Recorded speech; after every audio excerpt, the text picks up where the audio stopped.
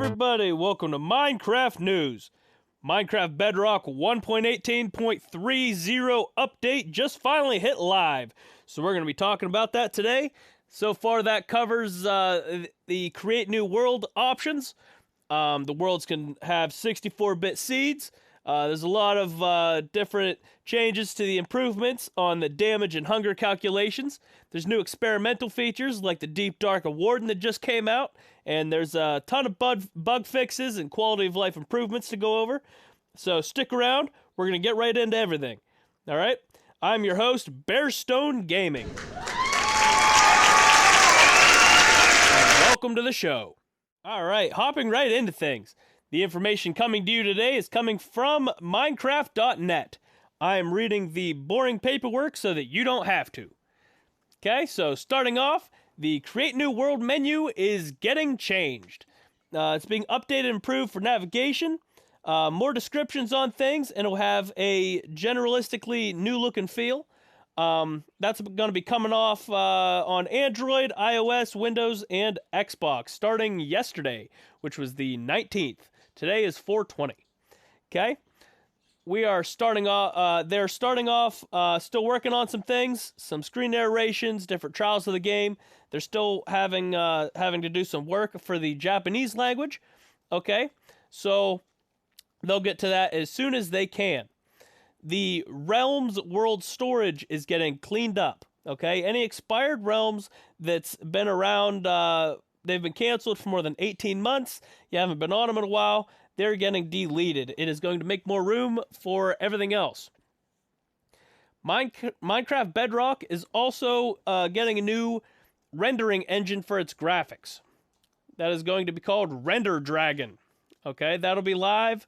That's live on Androids, iOS, Switch, Windows 10, Windows 10 UWP X96. Okay, that's what it says on here. That'll allow you to, for them to continue to upgrade the performance and stability. Okay, it really, they claim it shouldn't be able to, it shouldn't affect your gameplay or whatever. So stay tuned to that. We'll see how that works out as we continue to move along with the future updates. For vanilla, world generation will now, for Bedrock, can now be created with 64-bit seeds. That means those obnoxiously long number combinations that Java currently is able to do. Bedrock can now do that too. So you could type in the really, really long seeds, and theoretically you should be able to use the same seeds between Java and Bedrock. It still should produce the same world. Okay, that's huge.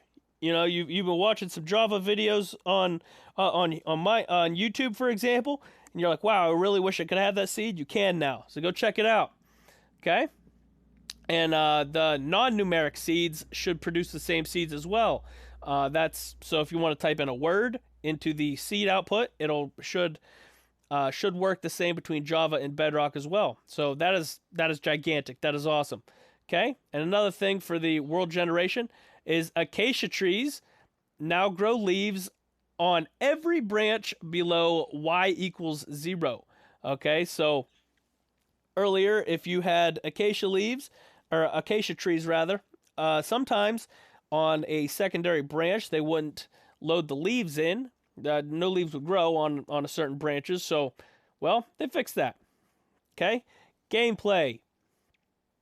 They tweaked the hunger depletion rate to better match Java Edition. Okay, so you should be starting to feel hunger in Bedrock the same way as you do on Java. It sounds like they're slowly starting to merge the games. Okay, players properly lose hunger when they are sprinting or swimming. You lose significantly less hunger when you are jumping, and exhaustion rates are now tweaked in behavior packs. Players flying in creative mode are also no longer pushed by liquid currents. Okay? Mobs. Shulkers now have a chance to spawn another shulker when they're hit with a shulker projectile. So get out your shulker box farms. That is now available in Bedrock. When a mob picks up any item, the item can now be seen slightly pulled towards the mob right as it picks it up. That is just to match, once again, another behavior of the Java edition. Drowned zombies can no longer spawn where the light level is above 0. So drowned zombies now match everything else in the game. Okay, all the mobs, they don't spawn if light level is 1 or above. This is affecting drowned now. So get yourself a jack-o'-lantern or whatever, put it on the bottom of the ocean floor. That gets rid of your drowned now. Okay? Bees are no longer getting angry when beehives are destroyed with Silk Touch. Untamed wolves can now be leashed. And mobs can no longer spawn on campfires. Ravagers now targets and attacks the wandering trader. And mobs spawned from a dispenser are now persistent. Okay, as far as blocks are concerned, falling blocks once again have a full block hitbox. Changed block tick rates for cactus, chorus flowers, crops, grass, pointed dripstone, and saplings to match the Java edition. Cauldrons now only fill with water and lava by dripstones that are below water and lava source blocks. TNT blocks now correctly move in a random XZ direction once lit. Glow lichen no longer generates hanging into the air inside strongholds. Glow lichen now correctly checks for the face of the block they are attached to be a full block. Glow lichen now can now be attached to leaves. Blocks such as glow lichen, torches, redstone can no longer be placed on or attached to brewing stands. Blocks such as glow lichen, torches, redstone can now be placed and or attached to trapdoors depending on their state, and azaleas and lily pads are now broken by flowing water. Items. The player's arm no longer twitches while they're charging a bow. Nether brick, iron and gold nuggets, red and brown mushroom blocks, and chorus plants and chorus flowers can no longer be used as fuel for furnaces. Water and Java buckets can now be used as waterlogged blocks, such as light blocks and big drip leaves. They changed some combat and damage things for Bedrock. It improved the accuracy of damage calculations. They fixed some issues where the damage and vulnerability wasn't being applied properly. The camera now shakes the same way it does, once again, in Java Edition when the player receives damages. They fixed an issue where the protection enchantments mitigated too much damage, and that changed also as well to match Java Edition.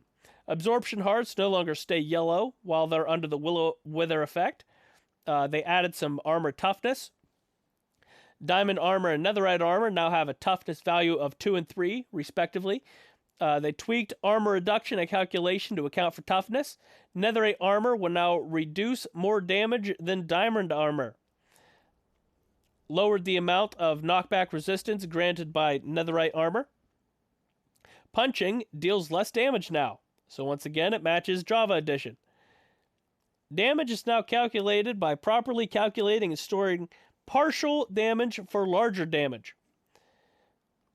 Mobs across higher and lower difficulties had their damage adjusted slightly accordingly.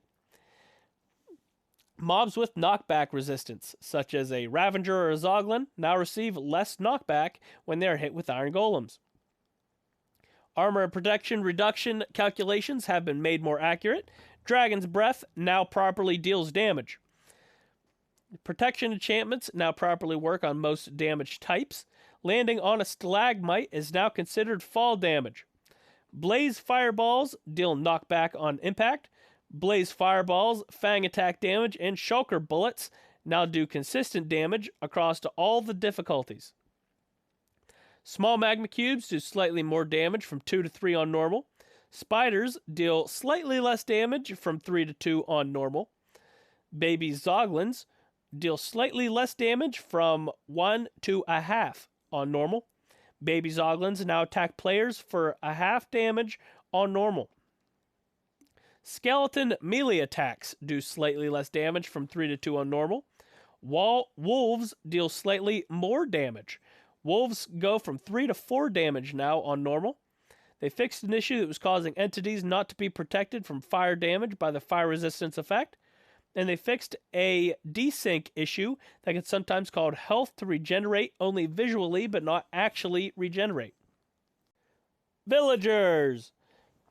They updated villager trade tables for armor, cleric, fisherman, shepherds, toolsmiths, and weaponsmiths to match Java Edition. Fisherman boat trades now have wood types based on the villager biome type. Wherever your village is, that is making the boat trades turn into that boat type, that wood type. Clerics now offer glowstone instead of glowstone dust. Weaponsmiths enchanted iron sword trade moved to novice level. And armor diamond trade moved to journeyman level. Villagers no longer share seeds and beetroot seeds. Cartographers now always unlock Woodland Explorer map trade. They fixed an error where journeyman clerics would offer glowstone dust instead of glowstone blocks. And the farmer villagers can now use bone meal on crops, and they turn the excess seeds into bone meal at their composter instead of giving the seeds to other villagers. For the experimental features. This is what everyone's been waiting on. Just as a reminder, make sure that you regularly back up copies of your worlds before you turn on the experimental features. Otherwise, you could screw that world up, break it, and you'll never be able to work it again. All right. First off, we got the Deep Dark biome. It's dimly lit and eerie. The Deep Dark strikes fear into the hearts of the bravest players. Okay, we also have ancient cities. These are long abandoned structures in the Deep Dark. Okay, and we have a Warden. This is the king of the dark as of right now. It's a creature with no eyes, and it resembles the Skulk that can be found in the Deep Dark. It's basically an unkillable, unstoppable giant monster in the Deep Dark. Extremely scary. We'll be covering whole separate videos on the Warden later on. Okay, we got Skulk blocks. We got Darkness Effect. We got Allays, which are a new mob. Allays are really cool. You can hand them an item and they will follow you around. They're basically a little pet, but it's sort of like a ghost. Okay. There's boats with chests in them now. Sort of like minecart chests, but they're boats on instead. So if you need a way to take things with you, you can put a chest in your boat and you can swim around with it that way. Goat horns. If a goat goes around and rams into stone, packed ice, iron ore, copper ore, emerald ore, or any other kind of ore, or different types of wood from the overworld, a goat will drop a goat horn. Okay, axe changes. If you attack with an axe toward a raised shield, it will disable that shield for 5 seconds. You know, if you're having trouble in PvP because someone always has a shield up, grab yourself an axe. It'll get rid of that shield. That'll help you out. Big winner for 1.18.3, spectator mode. Okay, Java's always had spectator mode. Here it comes to Bedrock without mods. This is the real deal. It's coming here. Okay, now it's only early version yet, but you can still go check it out. If you enable the experimental features, you can check out spectator mode. Okay, some other issues that was going into getting fixed. The issues: teleporting entities into unloaded chunks, remove them from the world. That'll be fixed in an upcoming update. Okay. Players are unable to invert the camera to the y-axis when you're playing with touch controls. Once again, they'll fix that in an update. Okay. Some fixes. They had a crash that could occur during gameplay or when uploading corrupted worlds to realms. They fixed a crash that occurs when leaving the zooming menu in a dressing room. They had a crash that could occur when hovering over the search bar in the crafting menu when you played with a controller.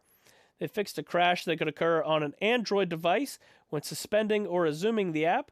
And they fixed a crash that could occur when you're stopping a Bedrock dedicated server. Okay. They fixed an issue where the mending enchantments would not always be correctly consuming your XP orbs or repair. Players in visitor mode can no longer break paintings and minecarts like they could before. Teleporting vertically beyond the visible distance now loads terrain correctly. They fixed a bug where the player could switch a They could switch to gliding when they are riding in certain scenarios. The crouch or sneak state is now reset when a player dies, so that they avoid getting stuck in crouch state after despawning.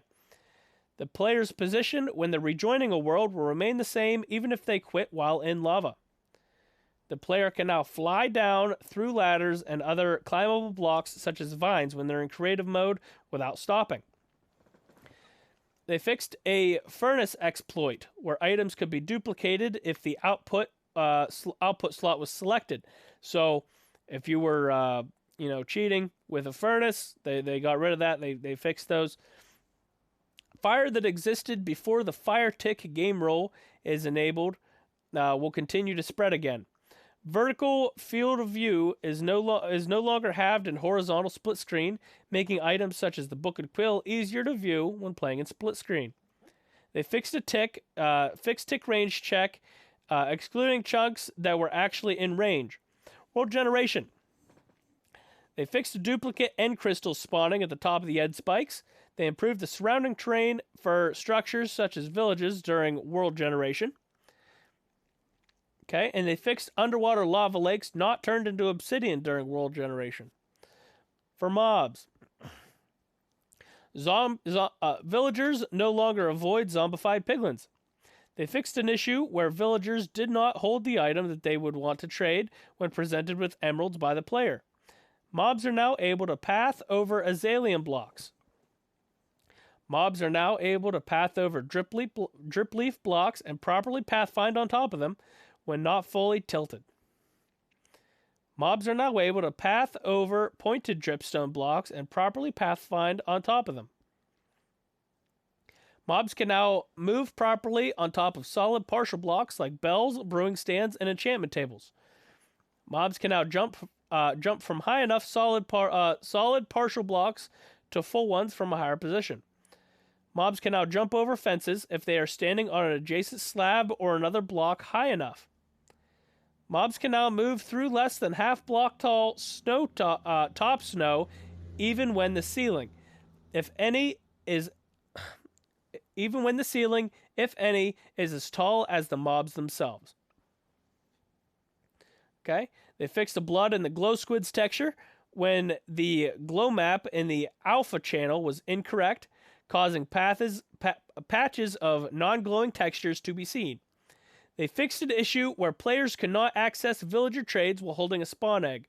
They fixed an issue where witches spawned during the village raids and could despawn during the raid. Cod, salmon, pufferfish, tropical fish, and dolphins once again spawn in the deep variants of ocean biomes. They fixed fangs from evoker spells not being spawnable in blocks with no bounding boxes. They changed the spawning logic for iron golems and cats to make it easier for them to spawn in roofed areas, like an underground village. They fixed an issue where some larger mobs in the marketplace maps could get stuck. Shulkers no longer like to occupy the same block as another shulker. Shulkers are now prioritize attaching to the neighboring block faces before trying to teleport away. Shulkers now stay attached to the current attached block face if it is valid instead of switching to the upright position. They fixed a lighting bug where the light level 1 is incorrectly dropped to 0 and placing blocks in light level 1 with multiple light sources. TNT no longer disappears when lighting the TNT explodes game rule disabled to the fire spreads game rule enabled. Gravity affected blocks now fall on top snow when placed above it instead of hovering on it. They fixed an issue.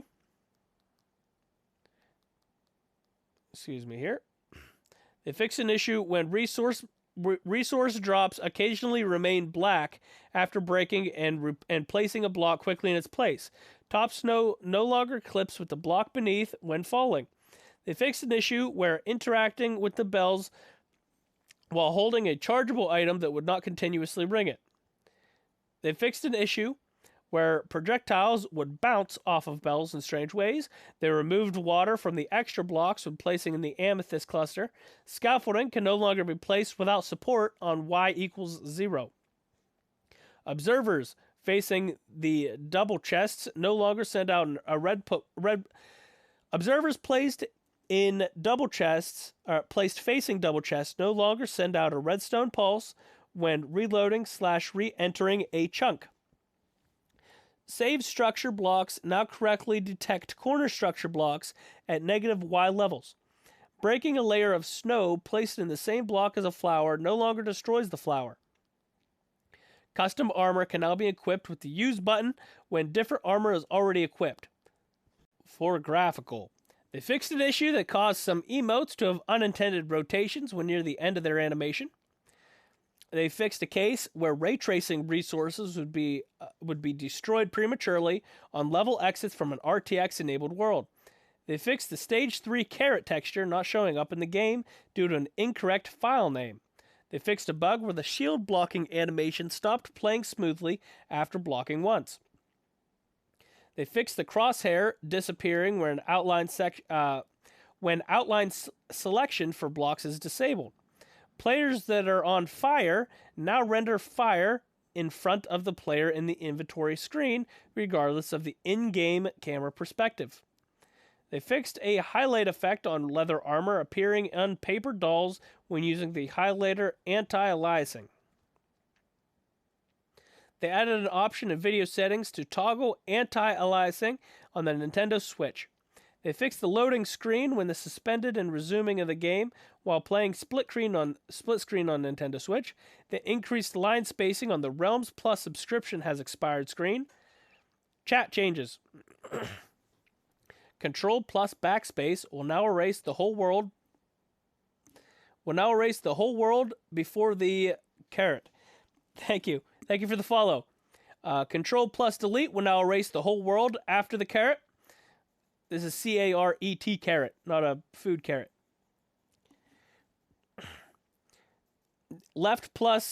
Control plus left arrow will now move the carrot to the beginning of the world before the carrot.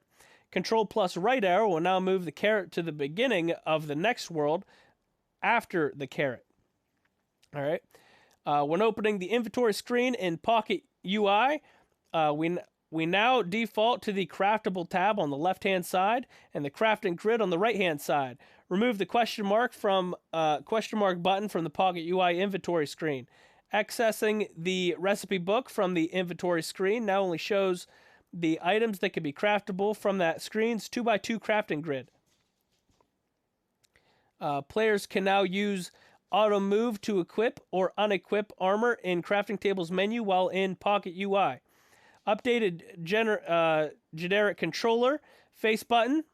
Icons move in the mobile devices. They fixed a bug where the label above the inventory screen crafting grid in the Pocket UI would get truncated in some languages. They fixed an issue in Pocket UI where items could be dropped unintentionally in blocks with custom UI and resized those screens to allow for proper items, to allow for dropping items on the side instead. Improved contrast on multiple UI elements. They fixed an issue with screen reader looping on the play screen when you had a Realms invite.